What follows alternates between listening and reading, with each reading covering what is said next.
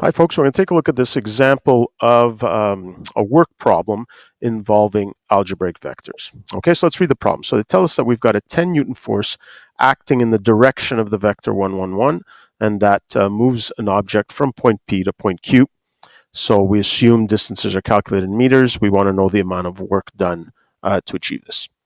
All right, so there's a couple of ways in which we can solve this problem. We can take a more geometric approach, but the one I'm going to focus on is the algebraic approach. But let's think about the geometric approach just for a second here, okay? Because they give us straight away the magnitude of the force vector. We know that's 10, okay?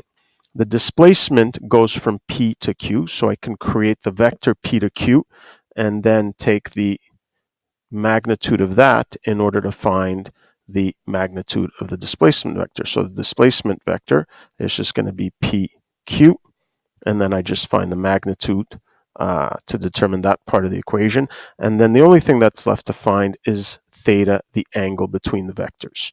Okay, now this is going to require some work, all right, because we now have PQ. Okay, so let's say this is the displacement.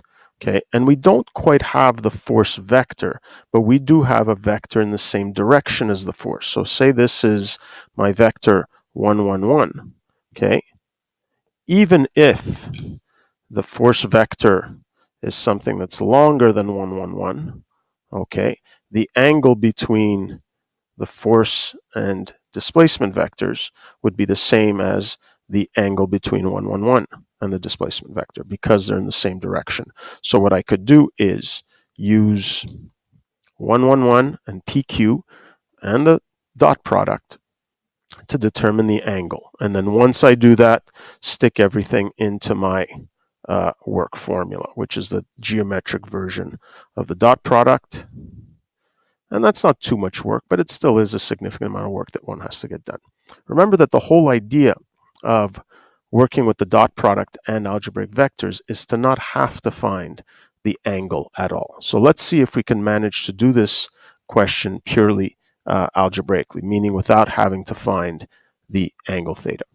All right, so we already have the displacement vector. Okay, we said it was going to be P to Q, so that's just going to be 5 minus negative 2, so 7, 6 minus 1 is 5, and 3 minus 0 is 3. So we've got the displacement vector, okay, and since the dot product is just the dot product of force with displacement, I just need to find the force vector. This is where we need to do a little bit of work. What we have is not the force vector, but a vector in the same direction as the force vector. So is there an easy way to take this vector here, which clearly can't be the force vector because the vector 1, 1, 1 doesn't have a magnitude of 10. Is there an easy way to take this vector here and find a vector that's in the same direction, both a magnitude of 10, and there is. And it's a two-step process. Step 1 is to turn this vector into a unit vector. All right, so a vector that's in the exact same direction as 1, 1, 1, but with magnitude 1.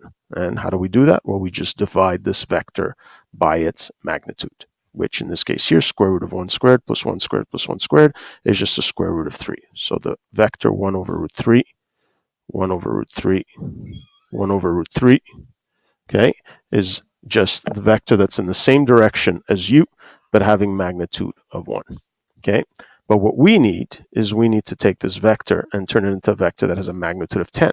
But since this has a magnitude of 1, all I have to do is multiply this vector by whatever the magnitude needs to be. In this case here, 10. So this would just end up being 10 over root 3, 10 over root 3, and 10 over root 3.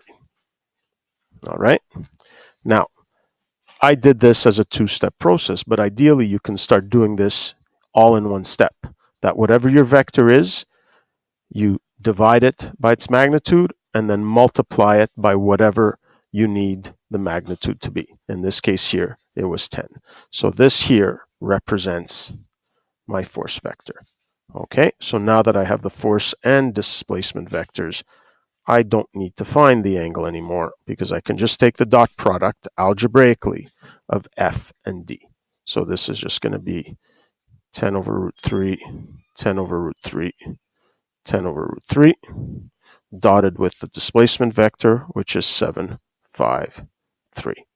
All right, so let's calculate that quickly here. So what do we have? We have 70 over root 3 plus 50 over root 3 plus 30 over root 3. So this is going to give me 120 plus 30 is 150 over root 3 joules since it's work. All right. So again, it took us a while to get there because we had to explain how to get from this vector 1, 1, 1 to a vector in the same direction and with magnitude 10. But you see that once you know how to do that quickly, and finding the displacement vector is really easy. It's just a matter of taking a simple dot product. Okay, so you should definitely think about solving these problems in this way. So just to recap, what we did is we determined the displacement vector by just finding the vector from point P to point Q. That was D. And then we found our force vector by taking the direction, dividing it by its magnitude to get a unit vector, and then taking that unit vector and multiplying it by 10 or whatever magnitude I needed it to have. Okay, that's it for this one.